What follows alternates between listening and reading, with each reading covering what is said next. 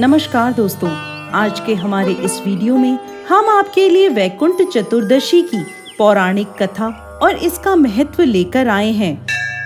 कार्तिक मास के शुक्ल पक्ष की चतुर्दशी को वैकुंठ चतुर्दशी मनाई जाती है।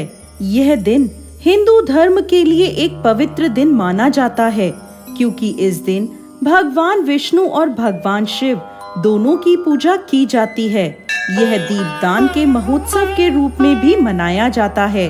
दोस्तों, वैकुंठ चतुर्दशी की पौराणिक कथा के अनुसार एक बार नारद मुनि पृथ्वी लोक से घूमकर वैकुंठ धाम पहुँचे। भगवान विष्णु उन्हें आदर पूर्वक बिठाते हैं और प्रसन्न होकर उनके आने का कारण पूछते हैं।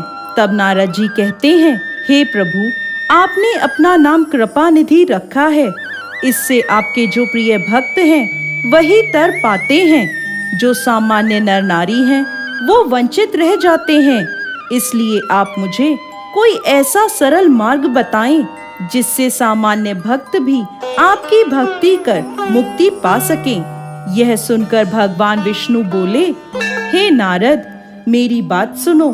कार्तिक शुक्ल पक्ष की चतुर्दशी को जो नर नारी व्रत का पालन करेंगे और श्रद्धा भक्ति से मेरी पूजा अर्चना करेंगे, उनके लिए स्वर्ग के द्वार साक्षात खुले होंगे।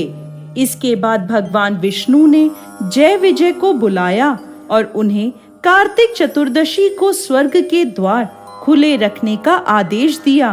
भगवान विष्णु कहते हैं कि इस दिन जो भी भक्त मेरा थोड़ा सा भी नाम लेकर पूजा करेगा वो वैकुंठ धाम को प्राप्त करेगा।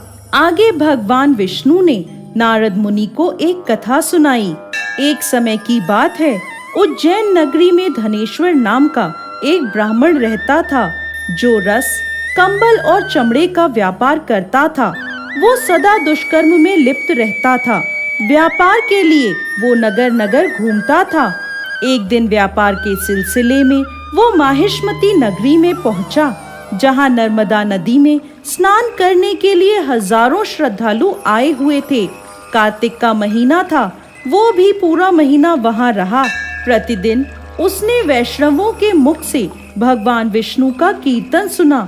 एक दिन नर्मदा नदी के किनारे उसे एक काले सांप ने डस लिया, जिससे उसकी मृत्यु हो गई।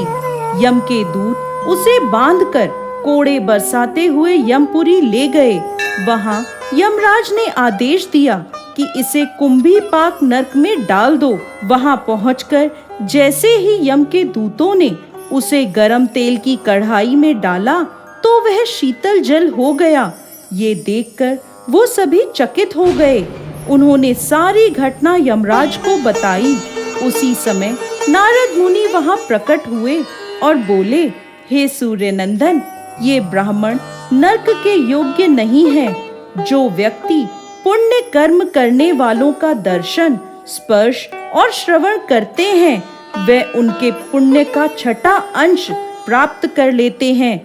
और यह तो पूरे एक माह तक भगवान श्री हरि विष्णु के कार्तिक मास के अनुष्ठान करने वाले असंख्य व्यक्तियों के बीच रहा है। इसने वैकुंठ चतुर्दशी के दिन नर्मदा नदी में स्नान किया है, इसलिए यह उनके पुण्य का भागी हो गया है। इसलिए अब यह यक्ष की योनि में रहेगा और नरक का सिर्फ दर्शन मात्र करेगा। इसके बाद धनेश्वर को सभी नरकों के दर्शन कराकर यक्ष लोक में भेज दिया गया। धनेश्वर को यक्ष लोक का राजा बना दिया गया। इसके बाद वह कुबेर का अनुचर धनशय बनकर प्रसिद्ध हुआ।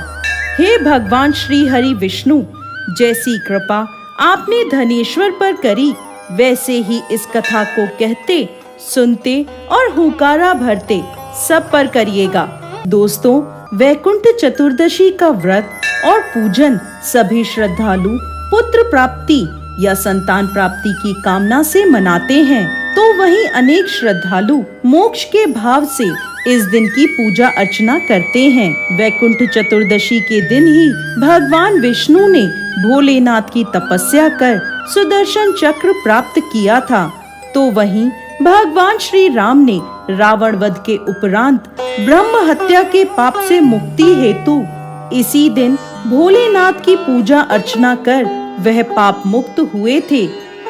इसी दिन भगवान शिव पर तुलसी के पत्ते और भगवान विष्णु पर बेल के पत्ते चढ़ाए जाते हैं, जो आमतौर पर नहीं किया जाता है।